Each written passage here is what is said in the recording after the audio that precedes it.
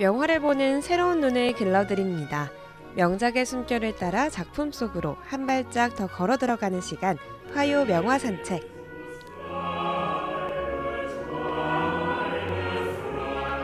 네, 화요 명화 산책. 오늘은 미술 칼럼니스트 정현은 쌤과 함께합니다. 안녕하세요. 네, 안녕하세요. 네, 잘 지내셨죠? 네, 덕분에요. 요즘 또 너무 더워지고 있습니다. 그쵸? 네. 어떻게 선생님만의 더위를 나는 방법 있으신가요? 그냥 집에 있는 게 제일 시원해요. 그쵸, 네. 맞아요. 어디 뭐 땡볕에 가 있지 네. 않고 시원한 바람 맞으면서. 네. 혹시 뭐 여름 과일 중에서 좋아하는 과일 있으신가요? 한국 사람들 다 수박 좋아하지 않아요? 오, 네. 그렇군요. 네. 어쩐지 제가 수박을 좋아하는 이유가 네. 여기 있었군요. 네, 좋습니다. 어떤 작품이죠? 네, 오늘은요, 좀 특이한 조각 작품을 다루고자 해요. 그리스 신전 지붕을 떠받치고 있는 여인의 조각상인데요. 카리아티드라고 하는 작품에 대해서 소개해 드릴게요. 네. 아마 좀 많은 분들이 이렇게 사진으로 보았을 때 조금 특이하다고 생각할 수 있을 것 같은데요. 네. 한 건물 앞으로 돌출된 지붕을 떠받치고 있는 기둥 대신에 한 여인의 조각상이 있어요. 어떤 작품인지 이 설명부터 간단하게 해주시죠. 네, 이 작품은요. 그리스 아테네의 아크로폴리스에 있는 엘렉테이온 신전의 남쪽 출입구에 있는 5개의 기둥인데요. 말씀하신 것처럼 다른 건물의 기둥과는 또 다르게도 여인의 조각상들이 수평 지붕을 떠받치고 있는 기둥 역할을 하고 있어요. 조각을 자세히 들여다보면요. 팔은 아래로 내린 자세로 한쪽 발은 살짝 앞으로 내밀고 있고요. 머리에는 광줄이 비슷한 것을 이고서 지붕을 떠받치고 있는 모습인데요. 아쉽게도 여인상 5점 모두 팔 부분이 거의 잘려나가서 아름다운 전체 형상을 감상할 수는 없지만요.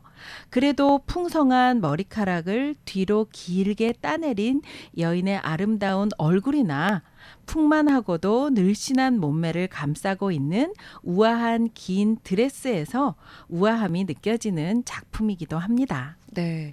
그러고 보니까 옷에 있는 주름이 뭔가 실물을 보고 있는 네. 것처럼 아주 섬세하게 조각되어 있는 것 같거든요. 그런데 그리스 사람들은 어떻게 이 건물 기둥 대신에 이 여인의 조각상을 세우려는 그런 생각을 했을까요?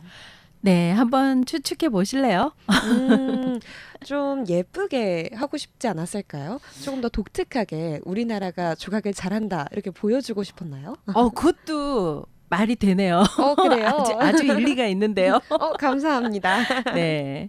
이와 관련해서 로마 시대 건축가였던 비트루비우스라는 사람이 라틴어로 저술한 그의 저서 건축학이라는 책에 처음으로 기록을 남긴 바가 있는데요. 그의 주장에 따르면 이들이 지붕을 떠받치고 있는 것은 아름다움을 표현한 것이 아니고 징벌을 받고 있는 모습을 형상화한 것이라고 해요. 징벌이요. 뭔가 사연이 있을 것 같거든요. 네. 어떤 사연이 있나요? 네. 비트루비우스의 기록에 대해서는 다소 이견이 있긴 하지만 카리아티드를 기억하는 데 있어서 조금 도움이 될 만한 내용이기 때문에 간단하게 소개를 해드리는 것이 좋을 듯 합니다. 네. 서기 492년 동양의 대제국인 페르시아와 서양의 도시국가 연합인 그리스가 격돌한 페르시아 전쟁이 시작되었어요. 동서양 문명이 충돌한 최초의 사건이었죠. 이 전쟁은 40여 년간 지속되다가 결국 그리스 연합군의 승리로 끝납니다.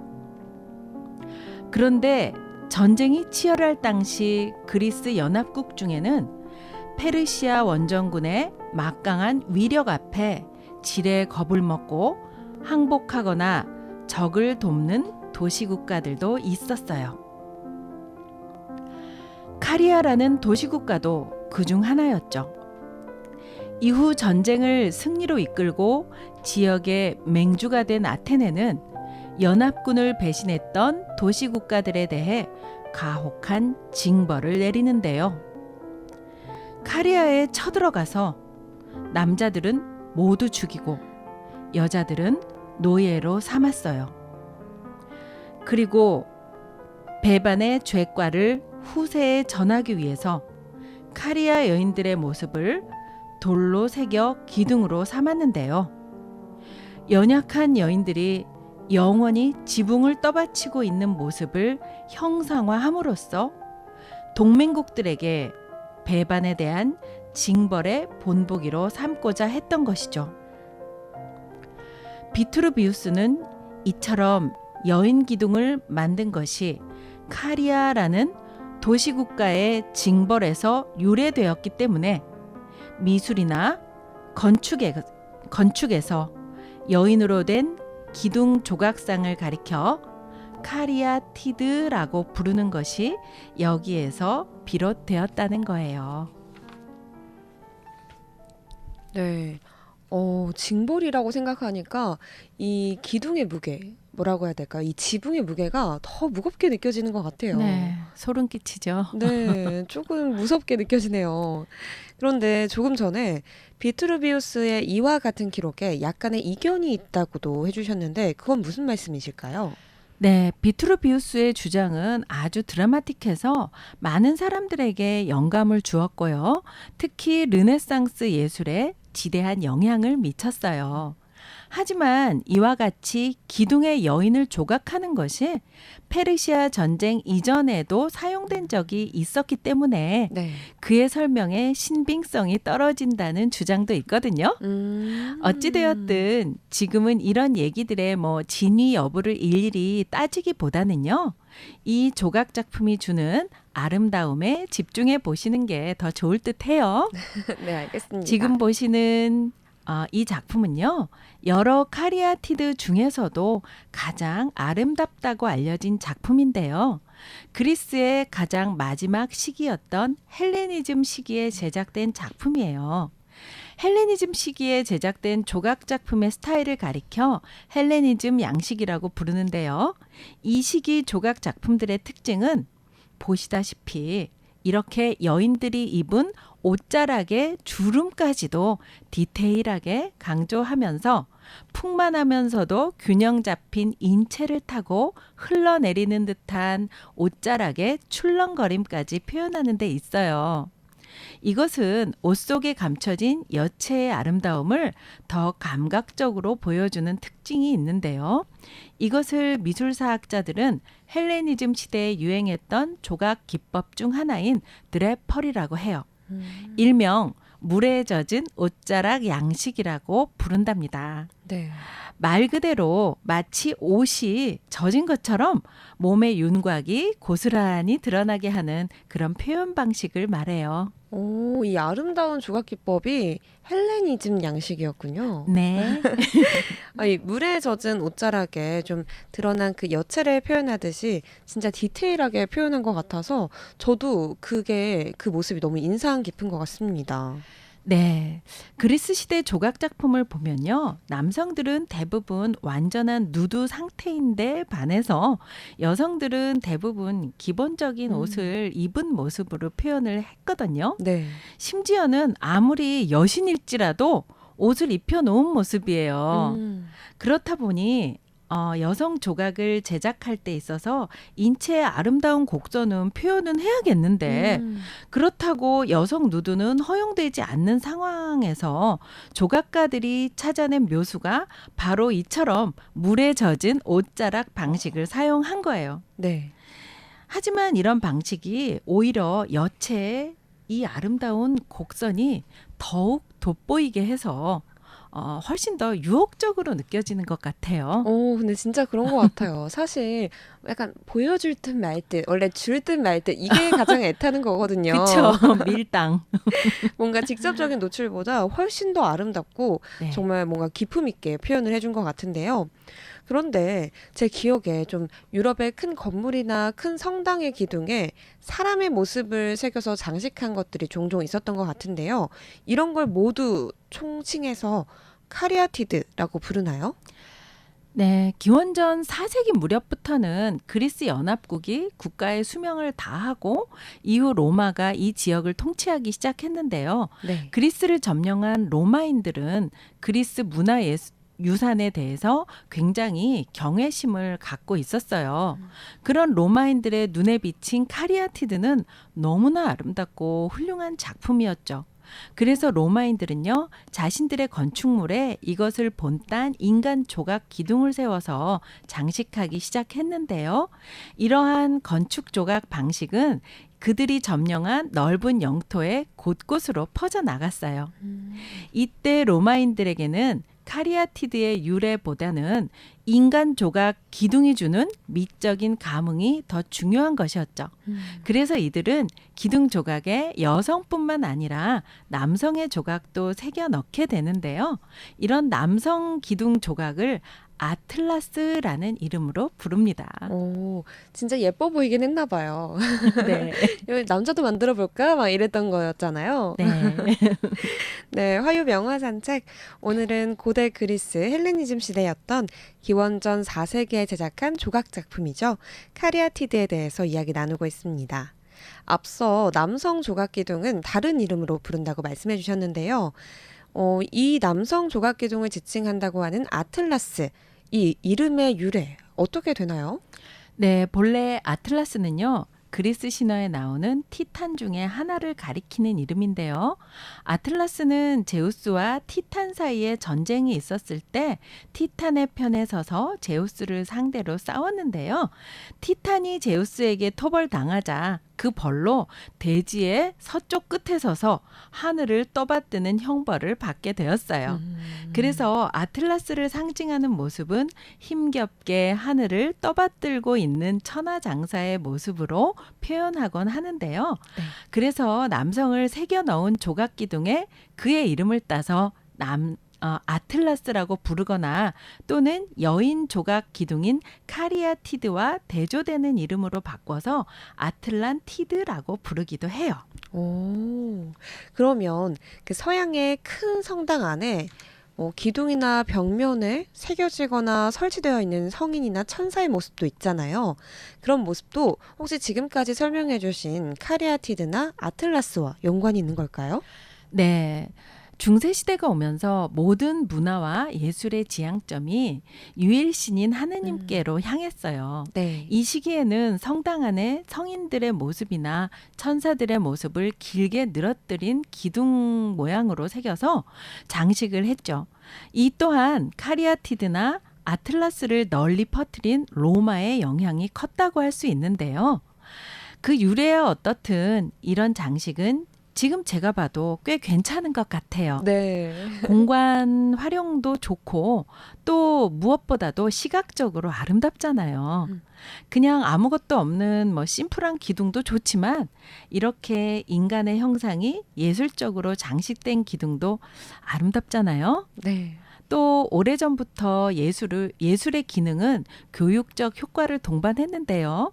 무심코 그냥 지나칠 수 있는 기둥에 성서 이야기나 성인들의 모습을 조각해서 관람자들에게 미적 감흥과 동시에 교육적 효과를 선사한다는 것도 참 매력 있는 일 같아요. 이렇게 또 그냥 예쁜 것에 그치는 게 아니라 좀 교육적인 효과도 준다고 하니까 이 기둥 조각이 점점 좋아지고 진짜 실물로 보고 싶거든요. 네. 그런데 이 작품이 카리아티드가 세워진 곳이 에렉테이온 신전의 입구라고 말씀해 주셨는데 네. 이 에렉테이온이라는 이름 진짜 사실은 처음 들어보거든요. 간단하게 설명해 주시면 더 잘 이해할 수 있을 것 같아요. 네. 이 에렉테이온 신전은요, 기원전 421년에 짓기 시작해서 406년에 완성되었다고 하는데, 그리스의 건축물 중에서도 가장 독창적이고 화려하다는 신전이에요. 네. 이 건물은요, 고대 아테네의 신화적 영웅이자 그들의 전설적인 왕이었던 에렉테우스의 이름을 딴 신전인데요. 에렉테우스에 관한 전승은 몇 가지가 있지만 그 중에서도 가장 대표적인 이야기는 호메로스가 일리아스에서 전해주는 이야기예요.